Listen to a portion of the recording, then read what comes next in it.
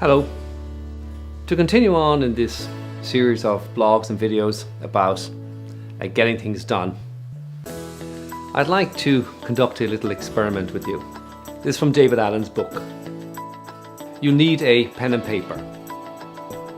First, write down a project that's on your mind.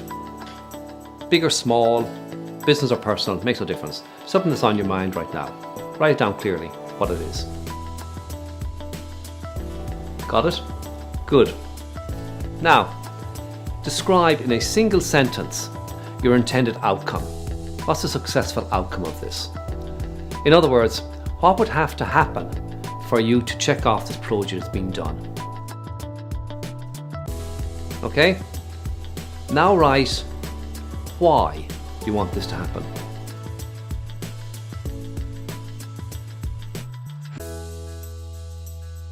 Finally, I want you to write down the next discrete, visible, physical action that needs to happen to move this forward, to move the situation forward, to move towards completion.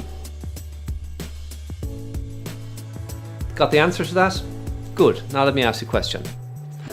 Was there any value for you in this 2 minutes of thinking?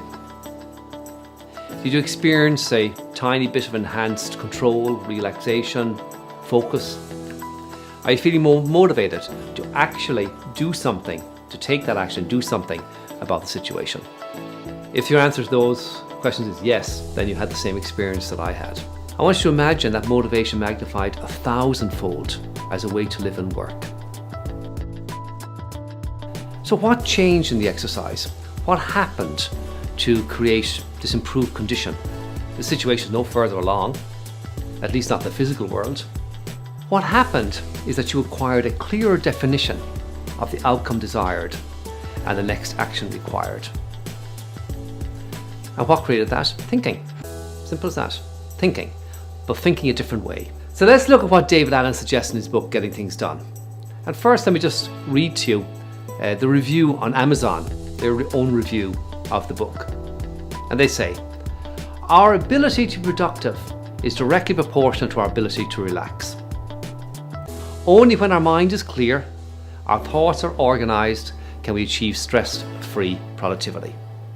His system teaches us how to identify, track and choose the next actions on all our tasks, commitments and projects, and master all the demands on our time while unleashing our creative potential. Now, that's some review, that's some recommendation. The process, as I've said before, is really one of emptying your head and indeed every other receptacle of stuff that you have, and there are these open loops in your mind and open loops in your life, and putting them into a system where you can manage them.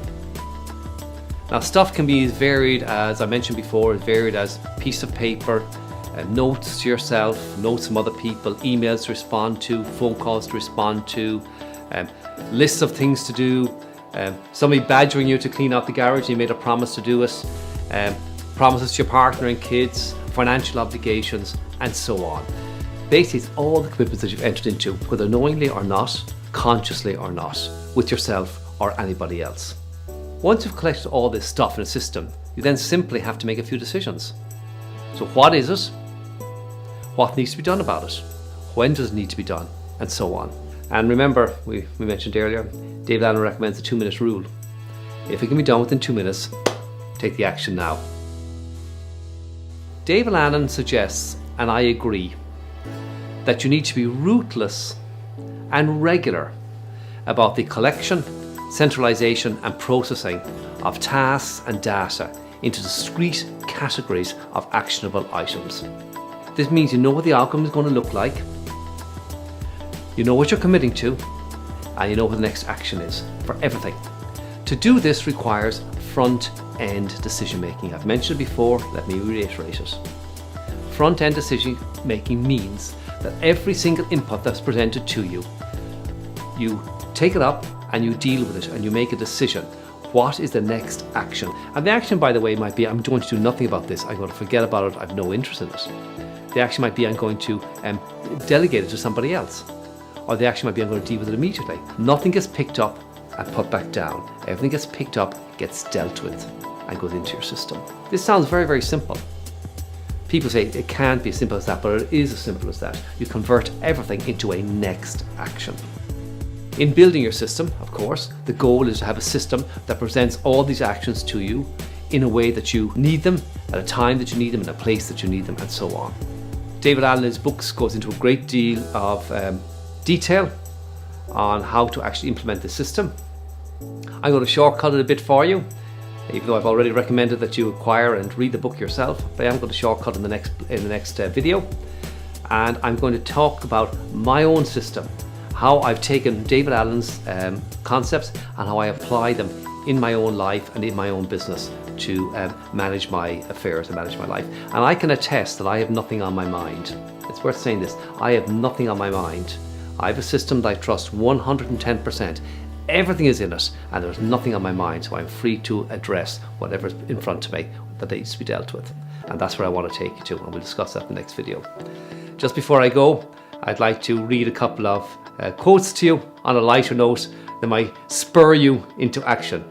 What we think, or what we know, or what we believe in, at the end is of little consequence. The only consequence is what we do. And the second one is a particular favourite of mine. It is what we do that defines who we are, not what we think, say, etc. Look at your life and ask yourself the question, what have I done? Then decide that the next time you ask the question, the answer will be more to your liking. Thank you.